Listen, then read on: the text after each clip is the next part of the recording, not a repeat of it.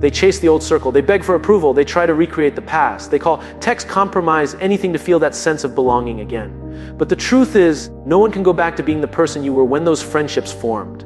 You can't shrink yourself to fit someone else's comfort anymore. Because growth always demands space. And space separates you from those who cannot or will not grow with you. Think about it like this: your life is like a garden. If you keep watering old weeds just because they were there first, the flowers you are trying to grow will never bloom. You must be willing to let go of what no longer serves you, no matter how familiar, no matter how comfortable. And here's the paradox: letting go is not about losing people. It's about finding yourself. It's about creating room for relationships that inspire, challenge, and elevate you. Because life is not meant to be filled with people who dim your light to feel comfortable. It's meant to surround you with those who encourage your growth, even when it makes them uncomfortable. And that is a hard lesson for most people. They confuse quantity with quality. They mistake familiarity for loyalty. They cling to the past because it feels safe.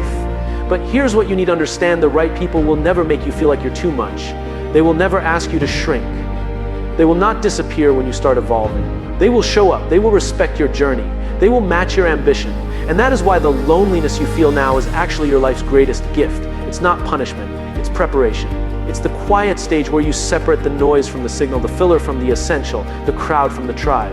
And if you embrace that, you will not only survive the solitude, you will thrive because of it. Here's something most people never realize until they hit a turning point: loneliness is not the enemy. It's a test. It tests your patience, your discipline, your courage, and your clarity. Because when everyone else drifts away, when invitations stop, when messages go unanswered, you are left with one thing: yourself. And yourself is where the real work begins.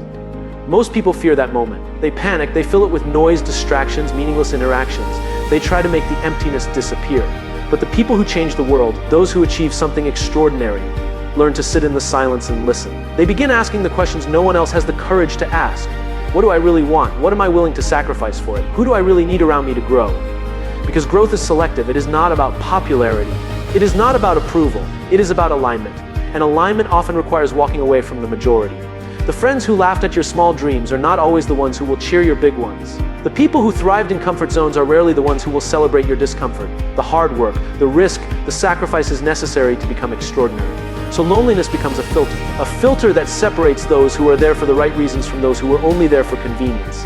And that filter is uncomfortable because it leaves gaps. Gaps in your social circle, gaps in your comfort, gaps in your expectations.